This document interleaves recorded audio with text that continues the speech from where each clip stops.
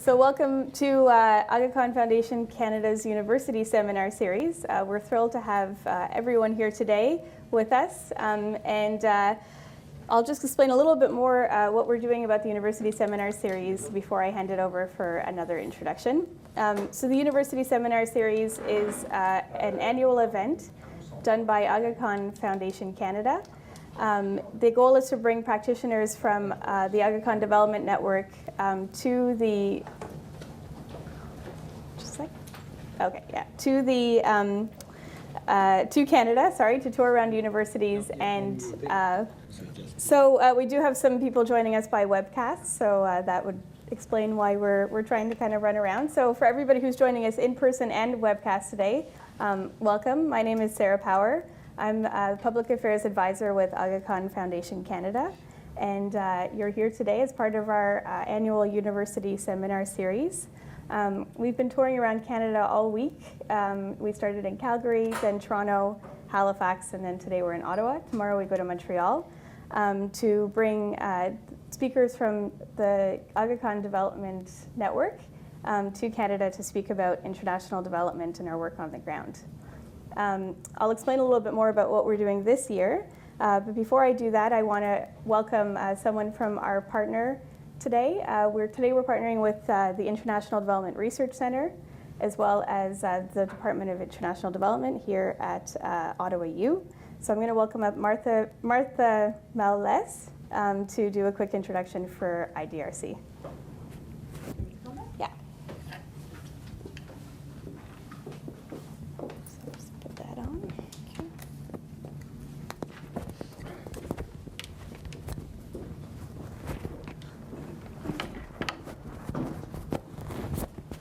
Can you hear? The other side, closer to your heart, basically. No. Yeah. Okay. Awesome. Thank you. Thank you, and it is a pleasure to be here. My name is Martha Melessa, and I'm a Senior Program Specialist with the International Development Research Center. For those of you who are not familiar with IDRC, IDRC is a Crown corporation established by the Parliament of Canada with a mandate to help developing countries find sustainable solutions for the environment, social, and economic problems that they face. We do this primarily by supporting research that provides the evidence base to inform policies and practices to improve the lives of the marginalized and the poor in developing countries. Youth employment is one of the areas that cut across many of our programs at IDRC. For example, just to give you an example, the Supporting Inclusive Growth Program, which I'm a member of, is providing support to governments and other development actors in helping the youth transit into the labor market, but also engaging in sustainable livelihood opportunities. We are also, our program is also fostering deeper understanding of the aspirations, the motivations, and the challenges that the youth themselves are facing by capturing the voices of the youth around the developing nations. Similarly, our work with agriculture and food security is also helping with smallholder farmers to improve the productivity, to improve the income, and also to provide better opportunities for smallholder farming opportunities for the sector. So in many of the countries that we work in, agriculture provides a promise for generating a lot of employment for the youth. So going forward, our work will focus on making that sector more productive and more appealing for the youth that do not want to engage in the sort of traditional agriculture sector, by looking at opportunities along the value chains and also ancillary businesses related to agriculture. Similarly, we are working on sort of addressing some of the barriers that prevent young women from having gainful employment opportunities, and what are the constraints and how do we mitigate those constraints. So why am I mentioning all this, and why is youth employment an important area of focus for us? As we know, and as the discussion this afternoon would also allude to, youth employment or unemployment is one of the most pressing challenges that developing countries face, and indeed this is a challenge that is shared across the world.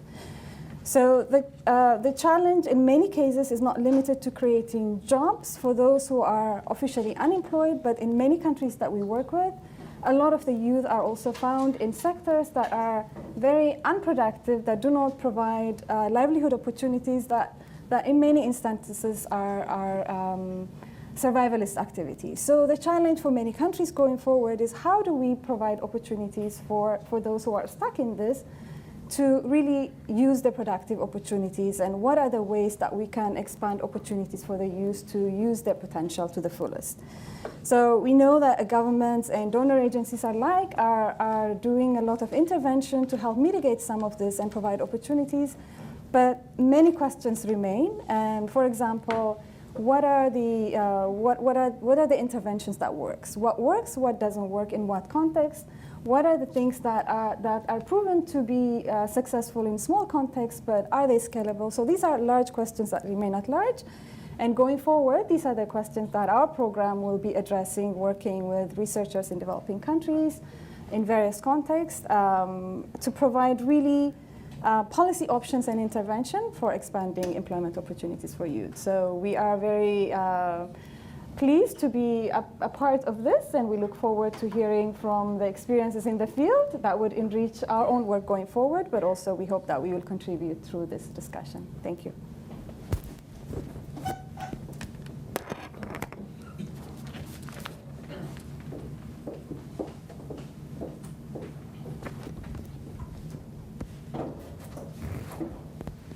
So thank you very much, Martha, and thank you to IDRC for partnering with us for today's event.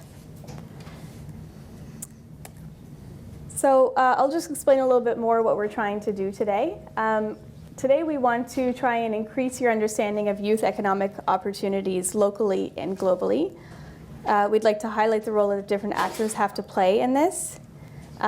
We want to work through some of these issues and solutions and demonstrate ways to get more involved. Also, we'd like to generate new ideas, connections, resources, and entry points. Today, we will actually be starting off just with some intro presentations, discussion between our speakers. We'll open it up to some Q&A, and then we'll just wrap it up here today.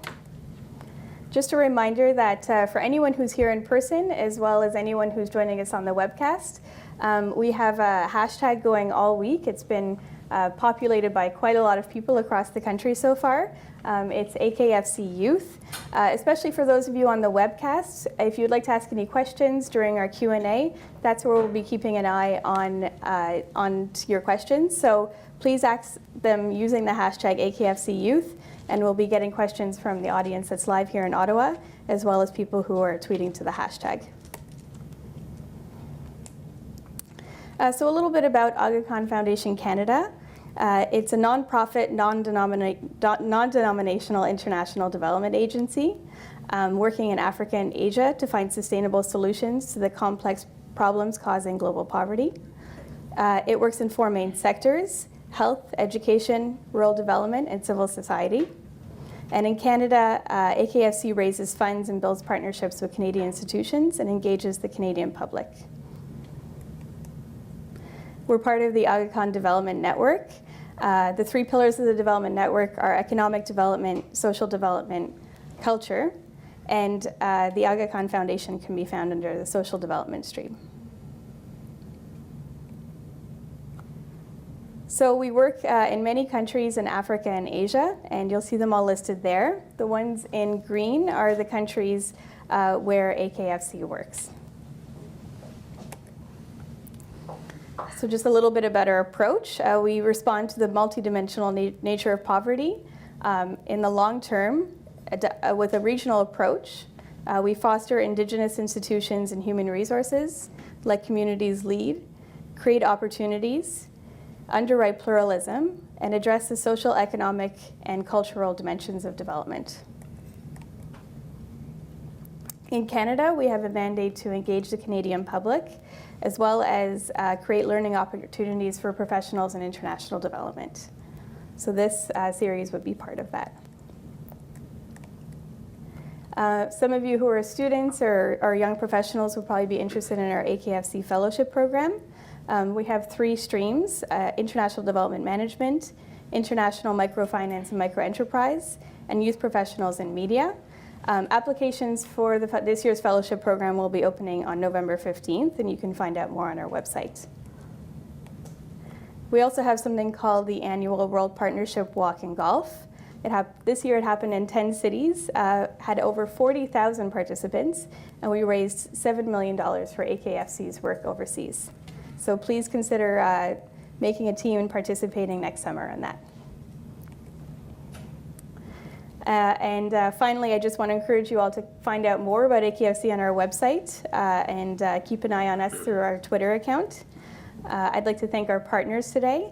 So the School of International Development and Global Studies here at the University of Ottawa, as well as the International Development Research Centre, and of course to the Government of Canada, the Department of Foreign Affairs, Trade and Development for funding today's initiative.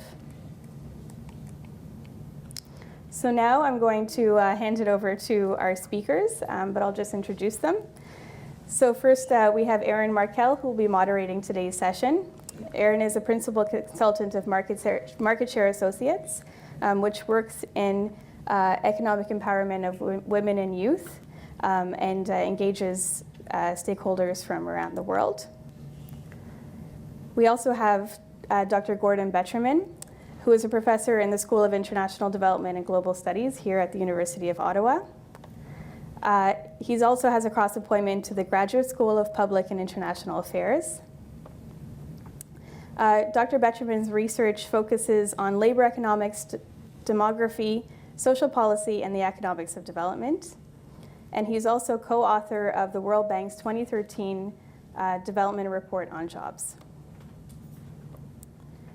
Finally, we have our international speaker, and that's Mr. Abdul Malik.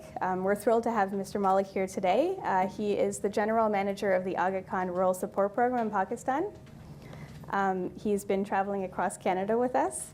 Mr. Malik has a background working at the World Bank and the Brookings Institute, as well as a degree from the Kennedy School of Government at Harvard University and LUMS in Pakistan. Just a little bit on the Aga Khan Rural Support Program. It works, it's basically the Aga Khan Development Network's main arm for rural development in Pakistan, and it works on civil society and local economic development issues. It's been receiving Canadian funding for 30 years, and it's often referred to as Canada's Development Learning Lab. So there's a lot of interesting things coming out of there that you'll hear a little bit more about today, specifically our youth work. So now I'll pass it over to Aaron.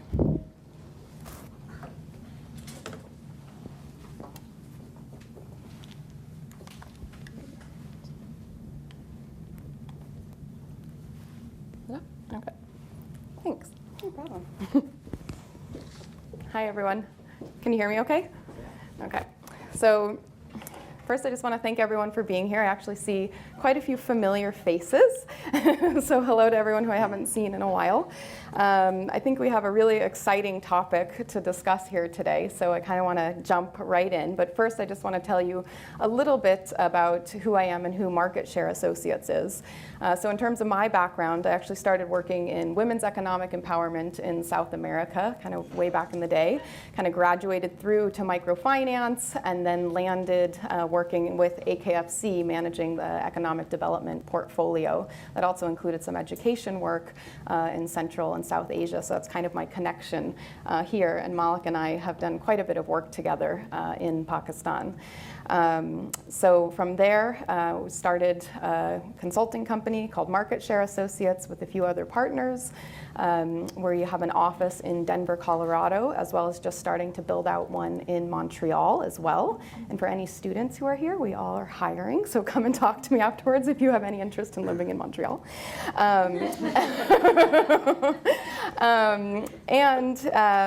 Just a quick bit about Market Share. We do work all in what we say innovative economic development solutions. We work a lot in results measurement work around economic development, and particularly with what that looks like with vulnerable populations.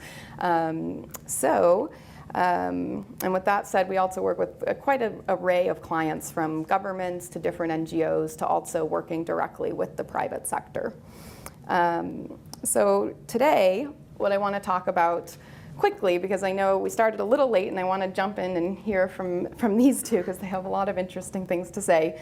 But I do want to go over a bit of kind of what do these key terms mean and just unpack them a little bit. And so we can explore a couple global statistics and then kind of look at kind of what does this actually mean. So first, I think with this crowd, I don't have to go into this too much because I think there are a lot of people here who are quite educated in these issues and know why young people matter. But just to touch on it briefly, that young people, particularly in developing economies, are a growing population of people. So they're incredibly important to the economy. And youth unemployment, we all know, does not only just affect youth and their own frustrations, but also has a huge social and economic cost at the community level, as well as at national level and even at a global level. So basically leaving this potential untapped has huge costs to it. So let's talk a little bit about what global youth unemployment actually means. So one statistic that I always find interesting that I hear from the International Labor Organization is that globally young people are more than 3 times as likely as adults to be unemployed. So it's a pretty serious statistic, right? And young people around the world make up about 40% of the world's unemployed. So that means about 75 million young people across the world are currently unemployed. And that's about 12 to 13% of all young people. Although we know that this is very context specific, right? This is very different, say, in Canada than it might be in sub-Saharan Africa or in northern Pakistan. So I thought I could just talk through a couple of those statistics to give a few ideas. So for example, in the Middle East and North Africa, the ILO reports that there's close to about 25% of all young people are currently unemployed. So that's about 1 in 4 young people, just to think about how serious that is. And this is expected to rise actually to around 30% in the Middle East by 2018. And the situation is quite a bit different in advanced economies, but is also a very serious situation. That the unemployment rates are also quite high, around 18% globally in advanced economies. And more specifically here in Canada, it tends to fall around 14% of youth being unemployed here. And I think that's very interesting because when you think in the Canadian context being around 14%, that's actually higher. So there's higher rates of unemployment here in Canada than there is in sub-Saharan Africa, right? In sub-Saharan Africa, you tend to see around 12% in terms of unemployment rates. So you can see that here in Canada, youth are extremely affected by this issue. But does that actually mean that youth here have it worse in terms of work, right? Absolutely not. That's not what that means. So that's why I want to unpack kind of what these statistics actually mean. So I'd like to see a raise of hands from everybody. I'm not going to call on you, so don't worry about that. But who knows what the definition of unemployment actually means? Anybody in the room? Yeah, a few people, a few tentatives. Because I think actually a lot of people don't know, right? So, I mean, I always say that like economists probably cringe when I'm going to say this because it can be a very detailed explanation if you're going to go into all the details, but in its most general, broad sense, it means someone who is actively looking for work and is not able to find it. Right? So that's a very particular person, right? And that's what affects these statistics. So I want to unpack kind of what this fuller picture looks like when we're talking about youth economic opportunities. So there are a few things that you need to understand kind of past youth unemployment if you really want to understand what the actual situation is for youth, right? So one of the very important other statistics to look at is underemployment. So in developing economies, we tend to see that around 80% of youth are working in the informal economy, and 2/3 are poorly paid. So when we talk about underemployment, what we're talking about are people who are basically either, say, working in part-time work, but wish they were working in full-time work. So basically, they're not being utilized to their full potential. And this is also in terms of people who are overqualified. So say people who are coming out of university wanting full-time jobs, but say are working in restaurants, right? And which is something we see very commonly in North America. And that would be considered underemployment. Okay? And the other issue that I think is really important to understand when you're looking at the situation for young people is youth inactivity.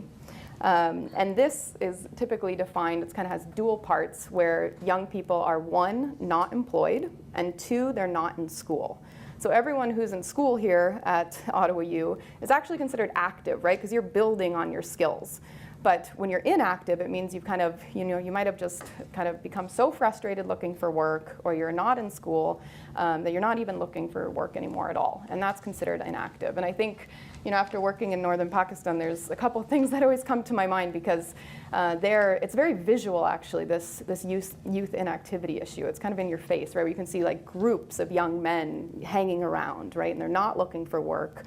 They're very discouraged, and they're not in school, right? And that's kind of who makes up that inactivity. But then it's also not only who's visual, it's also who's invisible, right? Where you have, in certain contexts that can be more conservative, you'll have women who aren't even able to start looking for work or engage in schooling. So those women would also be considered inactive. So that's where you would see these statistics. Those are the types of people you'd see in these statistics.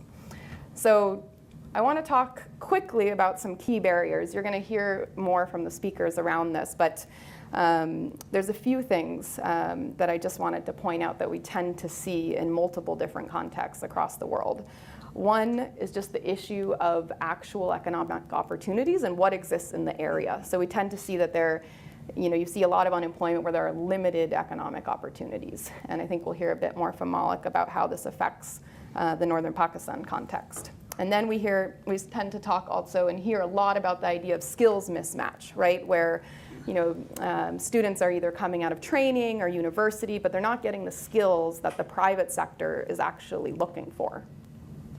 And then another key barrier, which I mentioned on before with young women, is this idea that there might be different types of social stigmas and social norms that kind of work against youth trying to find work in different ways.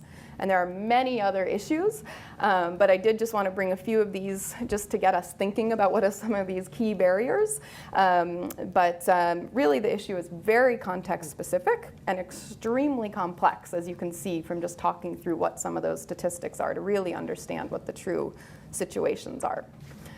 So in terms of solutions, I think we'll hear more about this today, but something I personally feel very strongly about when you're looking at an issue that is as complex as youth unemployment, you're also looking at collaborative solutions. And it becomes very important to make sure that there are engagement with different actors, right? So there's definitely a role for the government to play a part. There's a role in terms of civil society. Same with the private sector and ensuring their engagement in these solutions. And then I think something that tends to get left out, which is sometimes shocking, is just making sure that youth themselves are engaged in these decision-making processes. So I want to just stop there and turn to our panelists, and I'll just move over there. And we'll start to moderate a quick discussion. So, Malik. Oh, I'm first? Yeah. Okay. Why don't we start with you? So what I think we'll start with today is just hear a bit about what the Aga Khan Rural Support Program actually does. Maybe you can talk about that, and then we can hear from Gordon as well. Sure. May I? Go ahead, please. Okay. Hi, everyone, and thank you for being here today. Sarah already introduced AKRSP to you, but I'm quite sure many of you already know about what AKRSP is. AKRSP, Aga Khan Rural Support Program, was founded in 1983 with two objectives, basically to improve the quality of life or incomes of local people, and then also develop a model which can be replicated elsewhere in Pakistan, basically. So it worked in two areas primarily. One was under the what we call institutional or social theme, in which we primarily focused on building community institutions at the village and above village level as inclusive platforms for development planning and delivery of services, basically. So these institutions were important in not only doing community-driven projects, but also in collaborating with other civil society organizations and government in addressing some of the local issues. The other area in which we work is the economic domain, within which we focus on two major strands of activities. One is around economic infrastructure in rural areas. By that I mean small-scale infrastructure around irrigation development, rural electrification, again completely managed and run by communities themselves, and link roads, bridges, and whatnot, basically. So it's about kind of complementing the larger public sector investments in the infrastructure sector. The other part of the economic work is related to sector development. Within the sectors which were important for the area, primarily agriculture. So we focused on a number of things. One was, of course, imparting some of the skills related to those sectors to improve the productivity, but also bringing some new technologies, primarily in agriculture and related fields like forestry, livestock, and others. But over time, we have also kind of expanded into other sectors like at some point in time in tourism and also in the gems and jewelry sector. So it's kind of like a broader engagement in the in these different sectors.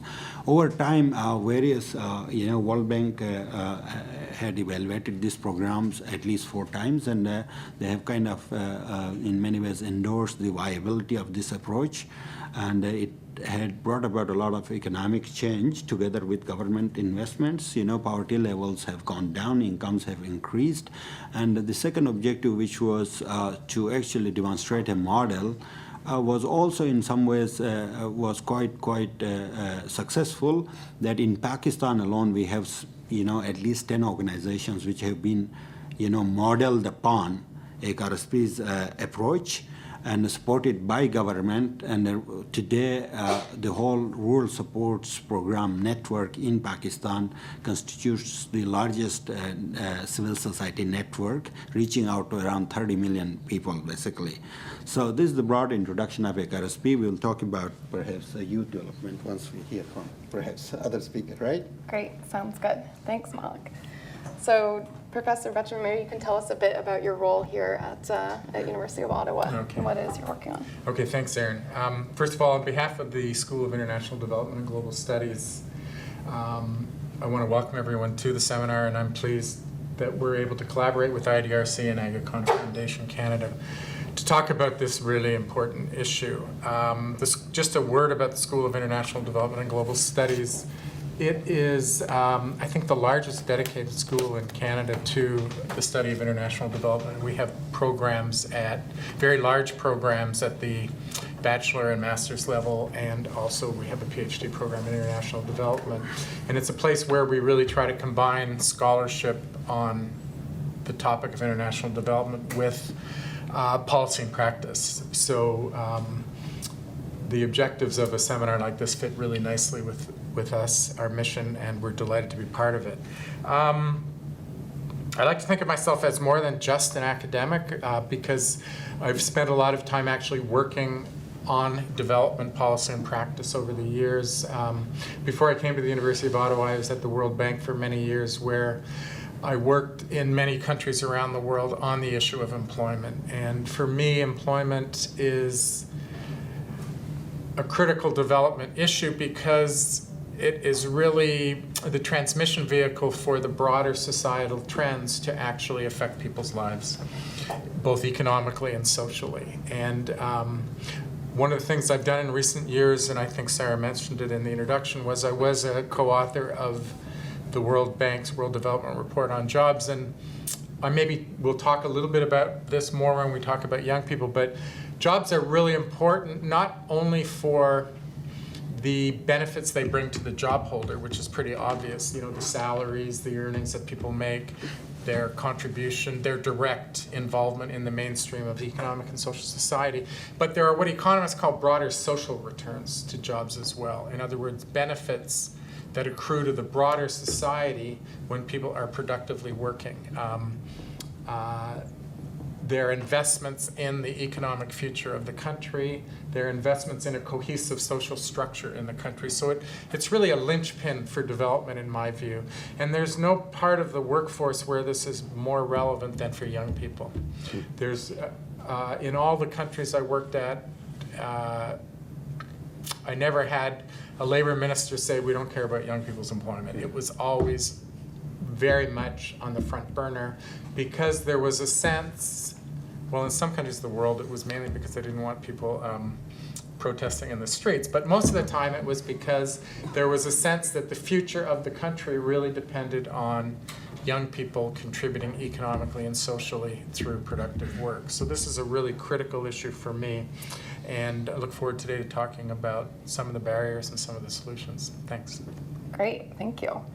Well, why don't we actually start with some of the barriers in a few different contexts? I thought, Malik, we could start with you to talk about some of the key issues that you see that youth are facing around unemployment in northern Pakistan. And then maybe we can talk also with Professor Betjeman about some of your work, I think, in North Africa might be interesting to hear about as well. So Malik, why don't we start with you? So you nicely you explained the global issues around our barriers around youth unemployment. So Pakistan in many ways, in my opinion, mirrors the global picture. Basically, Pakistan is I think not many people are hearing me, maybe I should do that. Is this better? Okay, Yeah, excellent, sorry.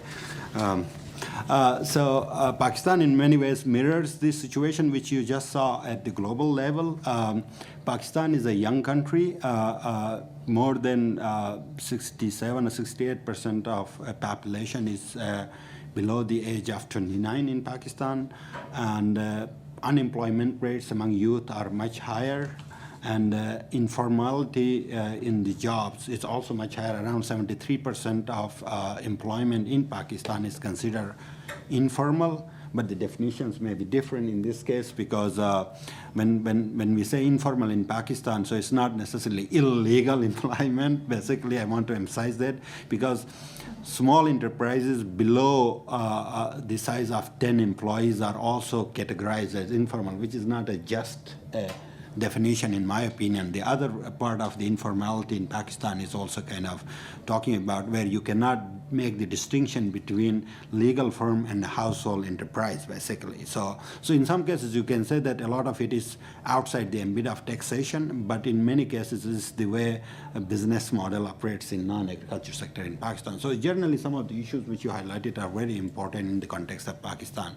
Now let's go to the region where we work, which is extremely remote, mountainous, and along the border of China, Afghanistan, and India. So it's around 88,000 square kilometers of land, but only 1% of it is currently in kind of like some sort of use. Basically, others are mountains, basically. So we are talking about a very different kind of terrain there. Unemployment, many of the issues we just mentioned are very pronounced in that area. So youth actually constitute a slightly even larger proportion of the population in this area. So below 35 years old, it's not a real definition of youth, but around 75% of population is below 35 years. So it's a huge youth bulge in the area. Another important characteristic of the area is relatively higher literacy rates among youth, particularly women. Compared to Pakistan. So around 60% of young women are literate compared to around 36 or 35% in Russia. So we are talking about uneducated, educated but unemployed youth. Unemployment rates, we don't have good numbers, but roughly around 3 to 4 out of 10 people are unemployed. Another 2 can be considered underemployed based on the definition of people who work less than 35 hours in a week, basically. So, and then this unemployment is more skewed, and more women are unemployed than men. So you could see a lot of segmentation as well here. In terms of economic opportunities, again, very limited economic opportunities. Most of the employment is in the government sector. So it's surprising that just government sector alone constitutes for both men and women, particularly for men, more than 20% of employment comes from government sector. But if you include the health and education sector, which is predominantly government in Pakistan, then you're talking about more than a third of employment coming from government sector, which is very kind of like, and government has limited expansion capacity to absorb a lot of people. people. So that is one major challenge. And the youth, if you ask them, unemployed youth, what is their preference, they would say 70% of them say that they want to have an employment or job with government because it provides security, it provides long-term. So it's a quite interesting challenge. Private sector, for the most part, is missing.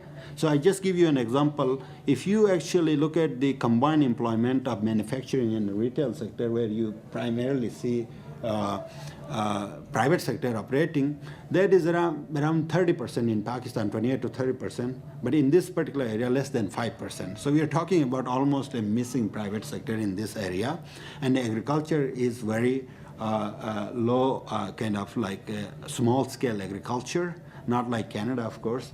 And the productivity is also low. Other than economic challenges, obviously there are social challenges. Pakistan, when you of course hear the name of Pakistan, obviously economic issues are one part of it, but we can't resist thinking about conflict, social fragility, and other issues. So we also realize that youth engagement, community engagement, or journal civic engagement is also very low. We kind of like looked at the numbers and we realized that less than 20% of youth are in some way affiliated with some sort of formal community institution or not. So these are some of the larger barriers, and I would also like to mention the issue of skills mismatch. Many of you who have worked in Pakistan know that a lot of people come out of schools with degrees, but perhaps with no skills. And I am no exception to that. My first degree is from an agriculture university in Pakistan. So when I came out of the school, obviously, when I applied for my first job, I remember this PhD person from Cambridge started asking me a question, did you do this, did you do that, and blah, blah. So none of this, no. So he was kind of like shocked. So what have you learned there? And this is the case with majority of at least institutions. Things are changing now, but a lot of people coming out of schools with degrees, aspirations, but perhaps not proportional skills. And then add to that some of the mobility issues for women, for example, social barriers to for women in terms of seeking employment. Sorry, I spoke a lot, but there are a lot of problems. That's why I have to speak a lot about the issues, basically. Great. Okay, thanks, Malik. I thought those were really interesting remarks. I want to make a couple of comments to start with, and then I'll talk a little bit about the barriers. One is, and this is something we could discuss, who are we talking about when we're talking about youth? Conventionally, statisticians have used a 15 to 24-year-old age group, but in many parts of the world, that's not the appropriate definition of youth, sometimes at both ends. Sometimes 15 is too old for the start of the youth cohort, and often 24 is too young. So that's a very context-specific issue. The second thing I wanted to just very briefly touch on it is what's employment, okay? So in North America and in all of the developed world, when we think about employment, we think about wage and salary jobs generally in the formal sector. This has already been explicitly discussed, but the notion of employment has to be much broader in thinking about issues around youth employment, or indeed employment in many parts of the world. So certainly wage employment is one type of it, but there are other types of livelihood, be it in the agricultural sector, in self-employment, family enterprises, that is work and can be decent work, to use an ILO term, in many parts of the world. So we can't get too hung up on definitions about what work is, and we also can't get too hung up on formality versus informality, because if you have an economy where 60% of the people are working in agriculture, 20% are working in household enterprises, it shouldn't be a surprise that 80% of the workforce is in informal. I mean, I don't think any of us serious about development feel we should go around formalizing the agriculture sector, small farm holders around the world. So these are terms that are very blurred when we talk about the youth employment situation. Okay, let me just briefly talk about barriers. And I was talking to Aaron about this when we were planning this session. One of the experiences I had on the ground that was most meaningful for me in terms of youth employment was working in North Africa. And the youth issue is a real problem in North Africa. I don't have to get into all of the details. Unlike some parts of the developing world where the manifestation is really low wages, precariousness, in North Africa, the single biggest indicator is actually youth unemployment, measured as we measure unemployment. So, whereas in most of the developing world, youth unemployment conventionally measured can be strikingly low. I think someone mentioned, it can be 0, 1, 2% in countries that are extremely poor and where young people clearly are not having decent work. In North Africa, though, the biggest single problem is open unemployment. And strikingly enough, rates are much higher for educated young people compared to uneducated young people. So you can go into most regions of the world, and this is certainly true of Canada, where you see wide disparities in unemployment rates by education, but it's generally the less education you have, the higher the unemployment rate. In North Africa, it's exactly the wrong way. It's going the other way. So you have government decision makers really worried about this problem, both for economic reasons, so there's all of this human capital that's not being used and all of this investment on education that's not paying off. And you also have, frankly, political concerns about people whose expectations are not being met. So a very common call for help for international organizations in North Africa is to come and help with the youth employment problem. And typically what they'll do is they'll call people who are specialists in education to talk about their education system at all levels. Is it generating the wrong skills somehow, the skill mismatch issue? Or they'll call people like me who can come and talk about labor market rules and do they have wrong minimum wages? Are their regulations wrong? Is something wrong in the labor market? And generally both categories, the education people, the labor market people, are not really much use in North Africa. And we had missions after missions that went there and it didn't really make a difference. Because the more we started studying the problem, we saw that the problem was actually very far outside the labor market. So we could kind of say, well, your labor market rules could be a little bit better, but the payoff would have actually been very small from that.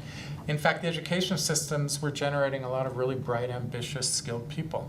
The problem was in the way the economy was structured and the lack of competitiveness in what we consider to be dynamic economic sectors. So at the time that the Arab Spring occurred, Tunisia might have been generating tens of thousands of IT specialists, but there were 2 companies in the country that could work on internet services, okay? And those licenses were allocated on the basis of privilege, so it was an economy of privilege, not competence, okay? So you can educate young people all you want, but your problem is really in the structure of the economy. So this is an example where the barriers can be far outside where we conventionally think about problems for youth employment, okay? And it makes it much more difficult to think about solutions because you can't nicely bundle them into an education box or labor market programs. Sometimes you need to think about areas that are quite far from the labor market. In sub-Saharan Africa, where the majority of young people are in rural areas and are likely to be so for the next 20 years, improving their livelihoods, improving their work, their employment, is going to be closely linked to policies that improve the productivity of the agriculture sector and the incomes that can be generated from it.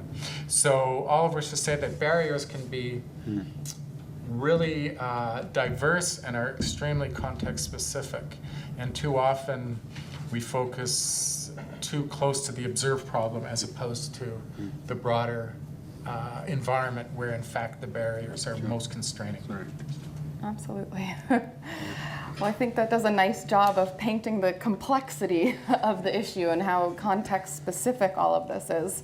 I think maybe what we'll do is, you said some very interesting stuff around, limited economic opportunities and the structure of the economy and moving into skills mismatch.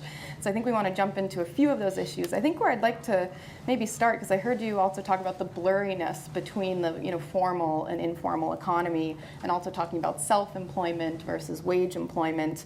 And I thought to talk to Malak a bit, because I know due to the limited private sector opportunities that you were talking about in Pakistan and this kind of blurriness between the formal and informal, what is the program that you're working on in Pakistan, working on to address some of these issues for youth? Yeah, I think before I talk about those, I think an acknowledgement is due. This program, youth program, which we are currently implementing, is actually sponsored and supported by DFAT-D and the Canadian people. So we are grateful to them for this particular initiative. And AKFC is also putting in resources, but also grateful to DFAT-D for being the long-term supporter of HRSP. This kind of long-term commitment is in many ways unseen in at least our experience, where one institution actually receives so much resources over the period of time and maintains the momentum in development of the region. In terms of the solutions which we are trying to find, in many ways, in our microcosm of Gilgit-Baltistan, the challenge is both, in the observed sector as well as beyond that. So the program is in many ways very ambitious and tries to address a number of things. So first of all, its focus is beyond employment. So it's not only talking about employability, but it also talks about leadership and community engagement of youth. And a part of the reason is that one is that there are a lot of kind of like interaction between the two in terms of building the soft skills of the people, young people, but also in terms of addressing the local issue of social cohesion, fragility, and many other issues, community issues. So that's one part of it. The other important aspect of this program is it's trying to address what we like to simply call the supply and demand side of the equation in this particular case. By that we mean that where we think that there is a skills mismatch, both soft and hard, we try to improve the quality of those skills and the institutions' quality which provide those skills, whether universities or local service, technical, vocational institutions. So that's one part of intervention which we do.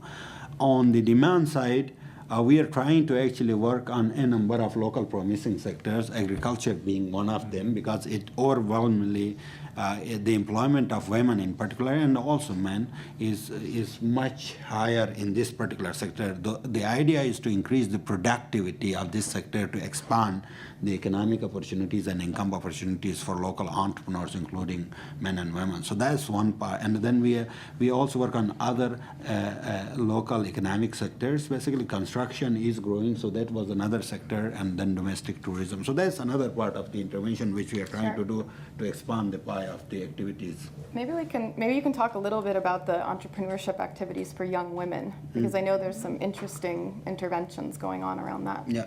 So I think, as I said, when it comes to women, it's not only the economic barriers, but we're talking about social barriers. So how do you actually approach this issue? Even if you want to even give a training to a young, bright, maybe educated woman, or maybe like a promising school dropout young women, even bringing them to an education facility, the mobility issue, the cost issue related to their boarding and others are important.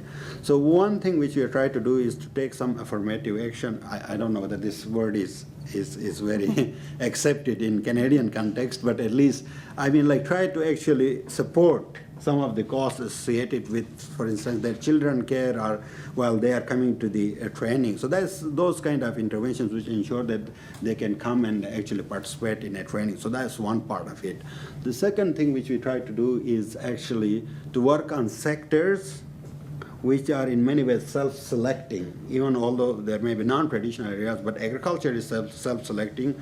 And in many ways, the second employment outside education and health sector is in local crafts and other, dressmaking and others. So it's kind of trying to focus more on those sectors and try to increase the productivity. That's the second part.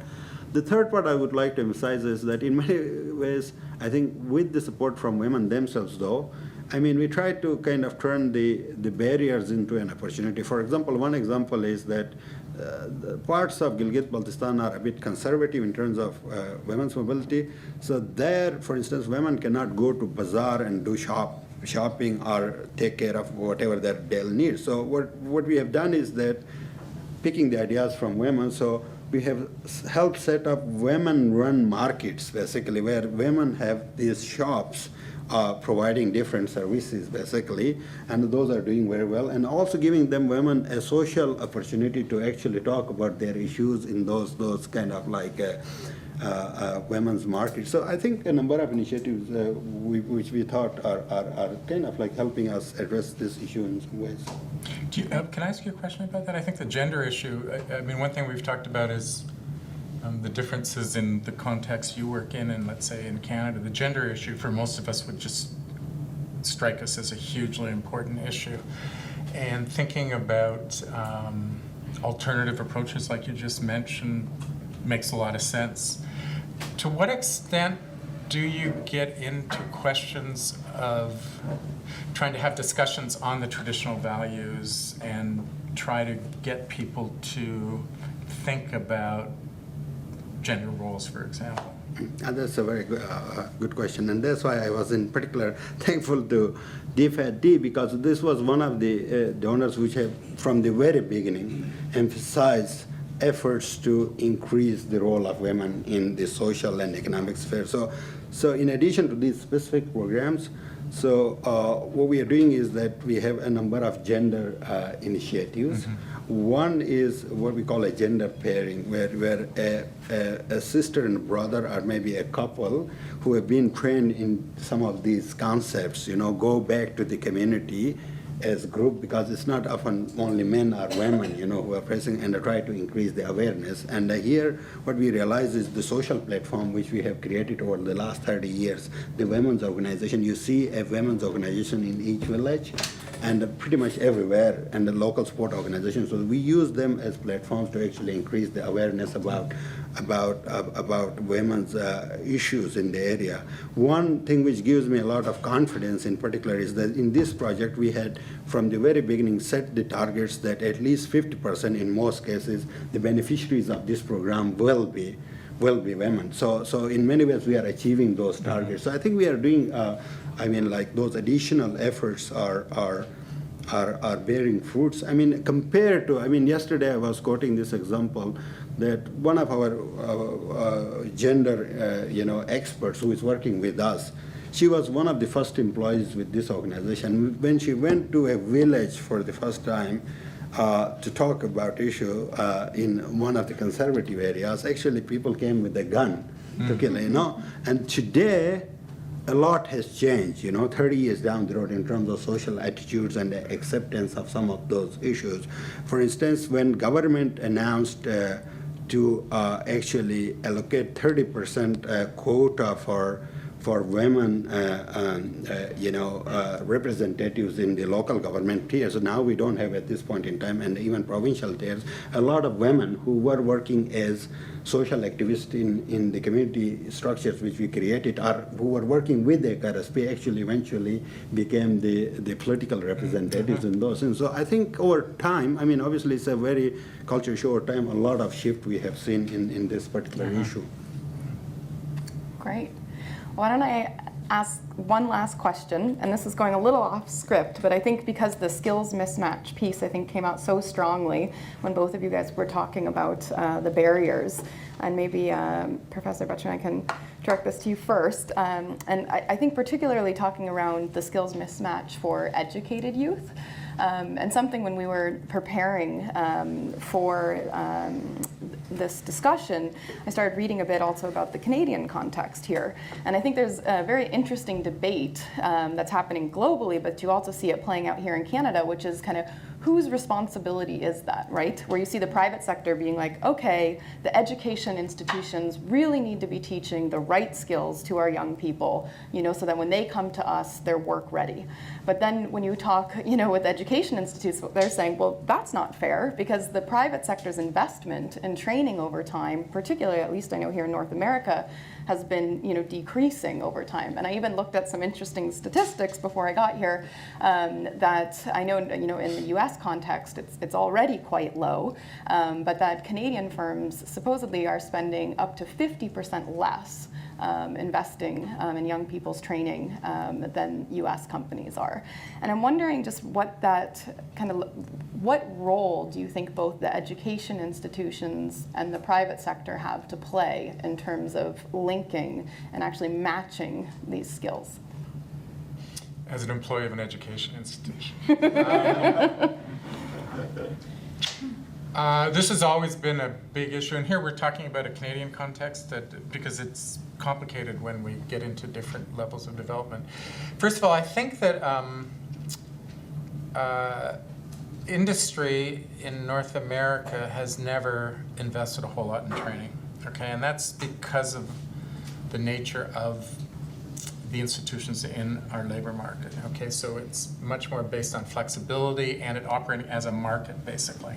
And so firms have never invested in training in Canada, for example, to the extent that they have in Germany, where we have that well-known apprenticeship system, which is tied in with an employment model where you're with the firm for life, basically. And that's never been the model here. So training investments on the part of industry have never been really high in North America. It's not surprising, not only they've never been high in North America, it's not surprising that they're declining because the premium on flexibility is only growing over time. So it would be natural to expect that these long-term investments wouldn't happen. So I think that the formal education system is having to respond to that. And I do think that the formal education system is trying to respond to that. Mm. So doing it very slowly, and these are especially big state universities like the University of Ottawa. Is this going up on our website, by the way? Probably. They have, when you talk to the deans and the upper management in this university, most no longer see the role of the university as an academic institution where people engage in scholarly activity. They see it very much more and more their mandate that they prepare people for the world of work, and the faculties that are getting increases in shares of funding are those that are more connected to the labor market, and faculties that are facing bigger funding crunches are less connected. So I think that the public sector, at least in our institutional structure, has to play a very big role. It may be that the private sector, and they are playing an increasingly big role, but not in their role as employers who train their workers, but the private sector as the supplier of education services. So it's the education sector, but it's not run by the public sector. Mm-hmm. So I think that it's a very slow process, and Canada is I think we have a mixed record on this. I think our community college sector actually has been pretty highly regarded internationally in terms of this kind of educational investment that's closer to the needs of the economy. I think the universities very, very slowly are trying to respond. Mm-hmm.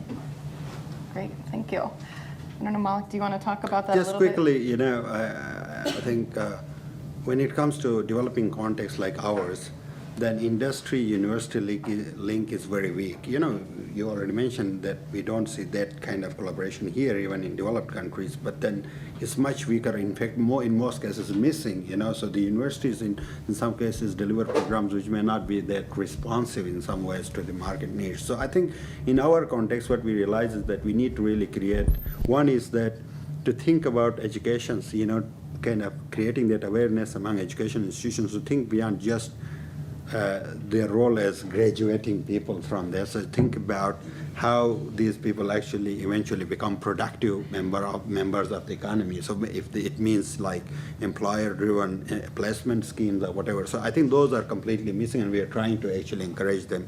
On the employer side, as I said, that sector is, for the most part, is minimal in our case. So we really have to go a step further to create incentives for employers. So kind of like paying for the placements in some ways to say that with some sort of a pledge that if we meet the criteria of X training, then they should be giving employment to youth.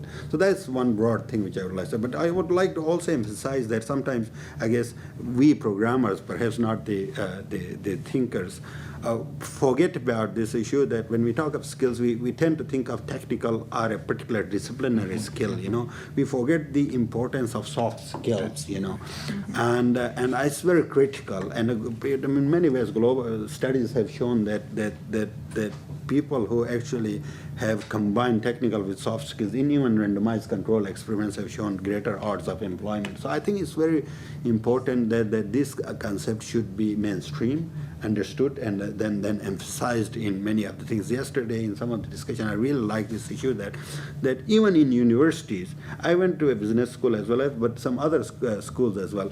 Business schools do relatively tend to do a good job of during the course of education trying to teach you how to network, how to kind of narrate your CV, how to make a case, or even mock interviews and others. But when you go to other disciplines, they're probably, in many cases, even within a university context, that does not trickle sideways into. So I think it's important that universities also start thinking about those issues, not in only our context, but I guess in the other. Right, and we're getting very strong signals from our students that this is what they want. That all of our student surveys send the message that students do want skills that are going to help them in the labor market, and including soft skills as well as the technical skills. Yeah. Great. I think we could talk about that issue for days because it's extremely complicated and interesting. But I want to turn it out to the audience now, and I know where I think we'll do some question and answers. But I think will we start through the hashtag because I know some people might be actually writing in. But maybe I'll start by taking some questions from the audience, and we'll see. Or Sarah, are you ready to take some off of the webcast? Yeah. Okay. I think let's take one from Twitter. Yeah, take one from Twitter. Okay. So let's see. We've got one here from Ali Bell on Twitter. Ali said, "What if Canada joined the EU and endorsed the principle of youth guarantee?" Who wants to talk? Maybe should There's we a take question for Professor.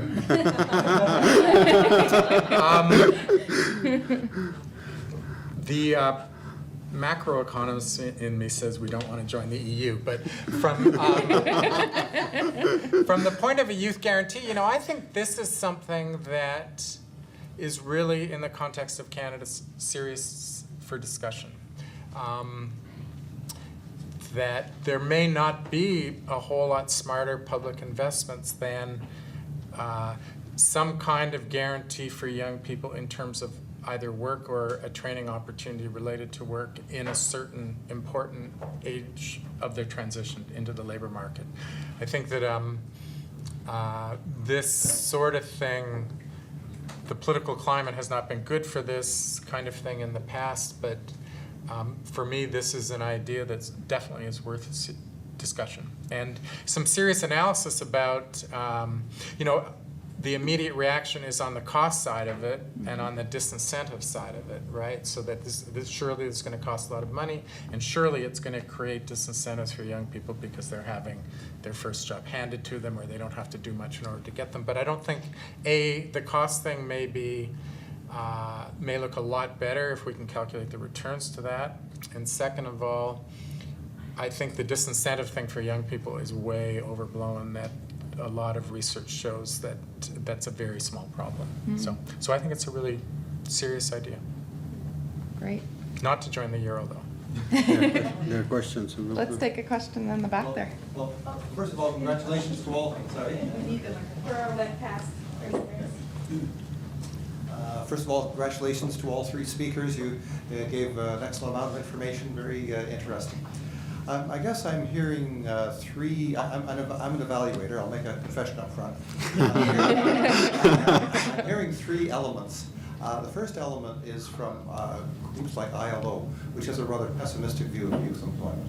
The results have not been up to the inputs put in. Secondly, I've been hearing there's some some good results coming around value chains. And that's very encouraging because that's tied to employment opportunities. So that's the second element. The third element I'm hearing is that IDRC, for example, is doing an external review panel on these programs. So I'm just wondering if there's any consensus emerging on what works and what doesn't work in the area of youth. It's a very dynamic area, but lots of problems, lots of opportunities, but I'm wondering if there's any emerging consensus on what works and what doesn't work in youth employment. Great, thank you. My sense is, do you want to speak to that Yeah, with your first and then experience I'll with the get- jobs report? Are you talking- Sorry, just before, can you repeat the question? We're not sure if it was working for the webcast people. So just kind of basic. Oh, this is a long question. The question was that the questioner sees various messages coming through. I think the most relevant one is your first point, which is the ILO and other agencies have been pessimistic about the effectiveness of interventions, right? This is something actually we've been thinking a lot about. If you define interventions as programs that are specifically designed to help young people get into the labor market and get productive work, things like training programs, job search programs, wage subsidies, is this the kind of thing you're talking about? Okay. First of all, the expectations for these things should be relatively modest because they can never be launched on a scale to handle a situation where youth unemployment is 20%, for example. So these are limited programs. Second of all, the impact evaluation literature is pretty clear in saying the results are mixed. Okay, that you'll find programs. Employment services job search help is probably the type of intervention that has had the most favorable assessments, largely because they're really cheap. So if there are jobs out there, that's probably the most effective type of intervention. Training programs, wage subsidies, direct job creation programs are quite mixed, but I can say two things that are slightly more optimistic. One, they seem to work better in developing countries than they do in OECD countries. And if you try to estimate a cost-benefit ratio, and there's various hypotheses for why that might be the case, and they seem to be doing better now than they did 10 or 20 years ago. And there, I think it's largely just a learning process in terms of the feedback from earlier evaluations is being reflected into the design and implementation of the newer generation of programs. Just quickly on taking the examples from our context, so it also depends on what kind of parameters or benchmark you set, basically. So let's take, on the one hand, I would like to say that internship programs in our case are working, right? So, when we kind of place some of these young people with internships with, say, for example, banks and others, so we have slightly good success rate, 70% or whatever, right? But on the other hand, if I were to put myself in your shoes, you can easily say this question, ask this question that if the selection process for my interns is very competitive, so I'm already self-selecting a group who are going to succeed, right? So I think that's why a lot of results are murky. I agree, but clearly in our case, what we realize is that any support after education, because education tends not to provide any except few strands, practical skills. So we have seen a lot of dividend of some of those post-education training programs. That's one part of it. Value chain development, again, it comes to parameters. So we have seen good results of value chain development in agriculture, for example. So we are trying to link some of those local horticultural producers, both men and women, with markets, and the prices they receive from end markets are good in some ways.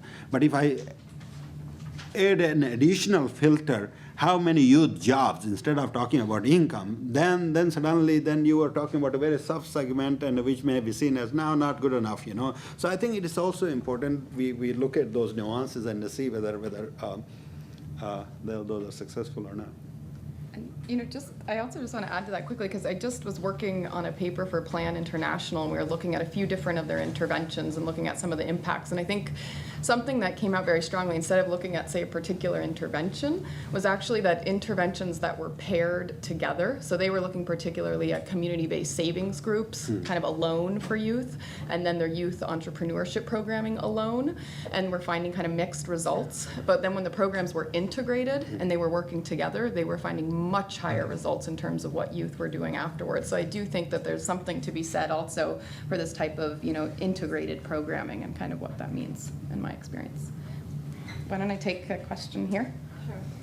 Thanks. These are all very interesting input. So I just want to pick on the discussion here and to bring in the youth there is heterogeneity among the youth. So I'm wondering, I mean, it's one thing to say about like even if there are initiatives or intervention or training programs that work, but I think that the question that we also need to ask is for what category of youth. So it's one thing to be a youth in a rural context, being an educated youth, and some of the data, for example, is showing, I think Gordon alluded to, in terms of what we're seeing, the open unemployment. So those who have higher education, tend to have higher expectations, and also the open unemployment seems to be higher among those than those who are less educated and get sucked into whatever is available, right, to survive. So the interventions needed and what works for whom also matters. So I'm wondering, in your experience, are the interventions, other knowledge also taking that nuanced approach of do we know like what's working for whom, and what are the strategies that help certain categories of youth move into the gainful employment sphere? And related to that, how do we bring the private sector more pragmatic? Because at the end of the day, that's where most of the jobs are being created. So are you seeing sort of positive sort of move to bring a cohesive solution to this, or is everybody like the private sector and the government and other donors are really segmented in their approach, and is that changing at all? So just because we don't have as much time, I want to make sure we get more questions. Can we have one of you guys answer just one of those questions? Because I think both of those are big questions. So maybe I'll you ask could pick one. I'll respond to first part of the question. Maybe would you like to respond to both of them? No, you go ahead, for sure. So the first part, I'm taking a lot of liberty, I guess, in your institution. So I think that's a very good point. When we think of youth, they are not hardly any homogeneous group. So in terms of programming, we realized that we really need to look at those differences. So for instance, when we talk of, say, for example, agricultural skills or any technical vocational skills, so we tend to focus more on those who didn't have more education, or school dropouts, are completely illiterate, for instance, in some cases women, and then we try to also look at the sector where there is a lot more, It's also important that you tend to also prefer some sectors or others, right? So we need to be also very cautious in terms of their programming. So that's one part of it which we are trying to do. Broadly speaking, we realize that for school dropouts and less literate, focusing on more technical and agricultural and local sectors related activities have been more appropriate and suitable. And for school graduates and others,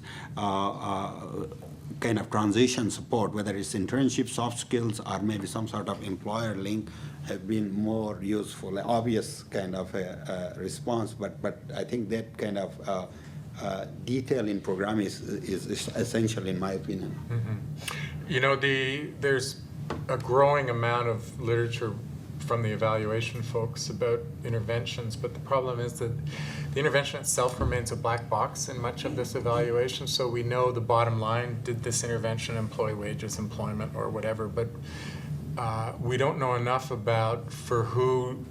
Obviously the effects are not homogeneous, so we don't know enough about the benefits to different kinds of workers and whether this intervention works in specific contexts and not in other contexts. So that's the first point. So I think learning more from evaluations is really important. On the private, one thing we do know from a lot of evaluations is where the private sector is involved in some way or another, the outcomes tend to be better. What we don't know very well is how to get the private sector involved in these interventions, because the incentives are just very different. And really, I guess, where the private sector is looking for workers, looking for skills, and they're in a shortage situation, there's obviously incentives to get involved in coordinating with government. What's the problem tends to be, and this is in a lot of developing countries where labor supply is huge and shortages are not their problem. It's really, really hard to identify incentives that are going to get the private sector involved, unless it's specific skill shortages. So in North America, in the advanced industrial countries, the one thing that's happening we haven't talked about today is demography. So we have aging populations, smaller and smaller youth cohorts. So you can imagine a situation where the private sector is going to have stronger and stronger incentives to collaborate in terms of building up the skills base. In some developing countries, we're starting to see an aging problem, but it's much farther down the road. And of course, in sub-Saharan Africa, South Asia, these are still very young populations, so you can't benefit from that incentive. Great. Why don't I take one more question? Maybe I can go, I don't know, I just saw a bunch of hands raised up all of a sudden. So take questions from all of them. What? Yeah, but I mean, we're just out of time, so I guess, why don't I take a question over here? And then maybe we can get one on this side of the room too. Riaz, and you then can maybe ask we this can- question later, so maybe Yeah. you can give it to Riaz, somebody else. you're not giving you the You're question. not allowed. We can ask Sorry. I have a question about the relationship between child labor and youth labor, youth unemployment. What is the relationship between the presence or the prevalence of child labor in a country, and how does that affect the opportunities for youth to be employed? I think it's very much two things I can think of. In fact, three things. One is school dropout rates or enrollment rates are very much important when we talk about child labor. That's one part.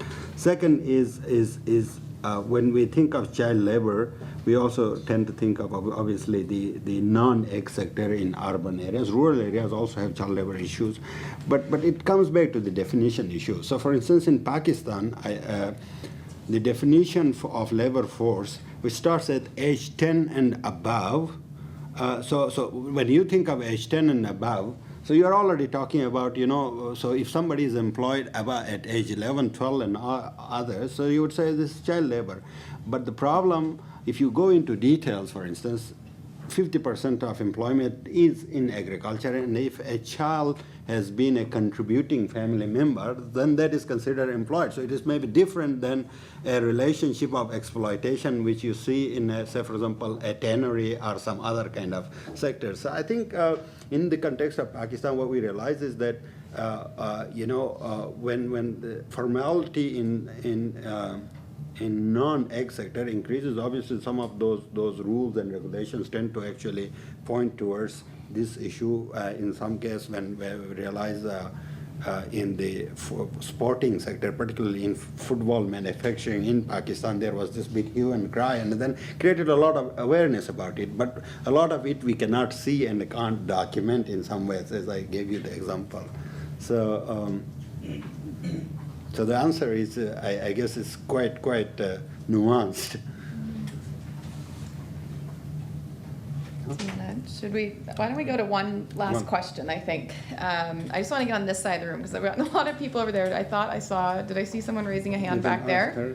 I thought you had a question, but maybe you didn't. This gentleman has a Okay, sure, we can go over back there then. Yeah. Thank you. Like many people in Ottawa, we're all trying to come to grips with what happened in Ottawa yesterday and earlier in the week.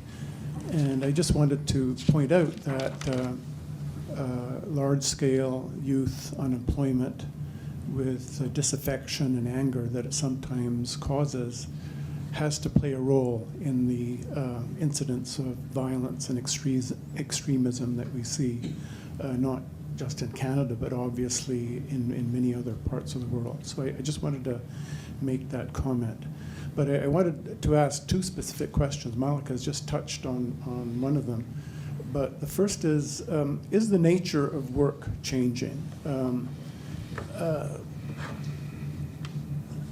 the possibility of a long-term permanent job is becoming less and less of a palpable possibility for many people, particularly in the developed countries. And I would say a lot of this has to do with the emphasis being put on flexible labor markets, and so all of the restrictions that are placed on organizing and rules for labor and so forth are being sort of downplayed or eliminated, but the result is that this is leading to perhaps more employment, but also more employment insecurity.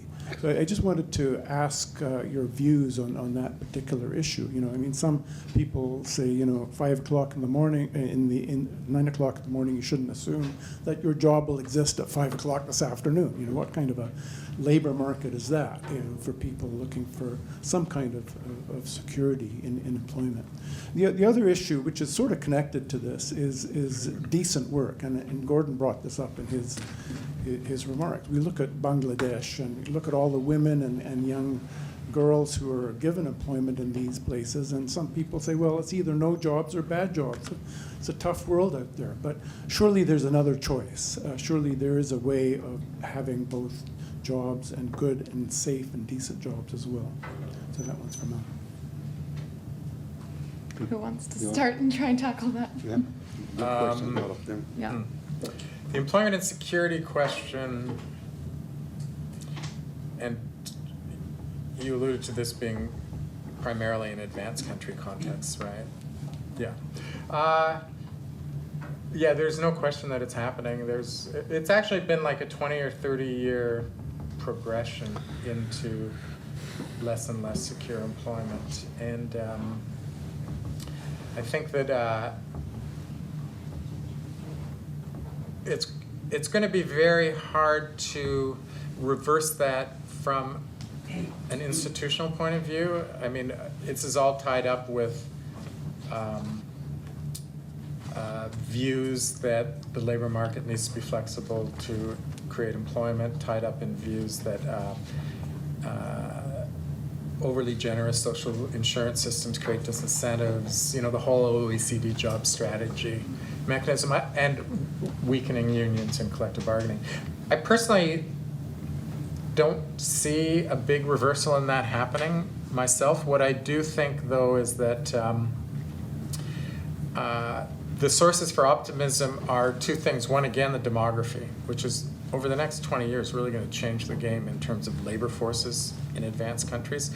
And second of all, I think this may be overly optimistic, an awareness that some investment in human capital actually has high returns, and that the private sector may start to reorient their thinking about this. And we're seeing it, for example, in the last number of months in debates over minimum wages and part-time on-call, that a number of very visible companies are basically saying, okay, we're going to rethink this.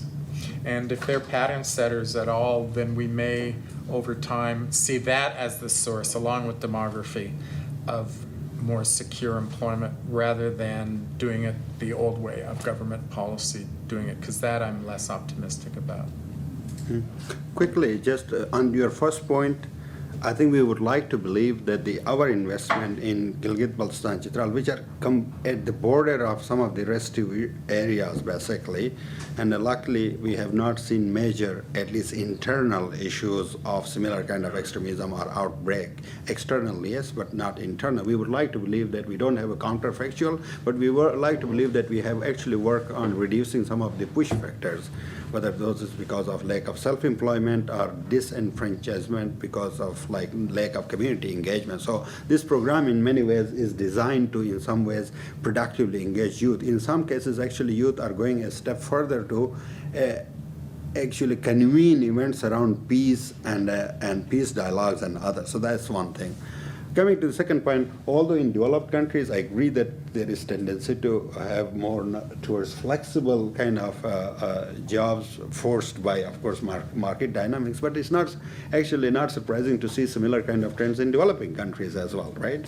And that's why we see this preference for government, because that's the only one which provides long-term secure jobs and perhaps for not doing anything as well, So, but I think but we need to also find ways, even in developing countries, if we see these challenges, so we need to find ways in which we can at least address some of the social insurance issues associated with a long-term job, basically.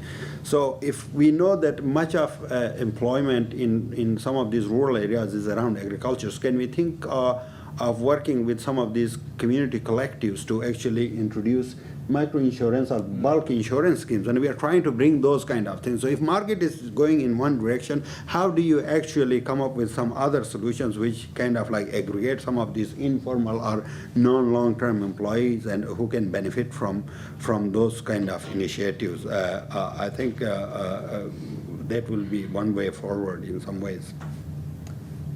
So on that very interesting note, I think we're going to have to stop because we're already about, I think, 10 or 15 minutes over.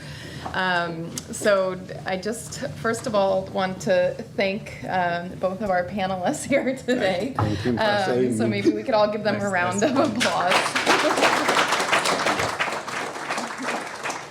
And then I want to turn it over to Sarah maybe to say a few things.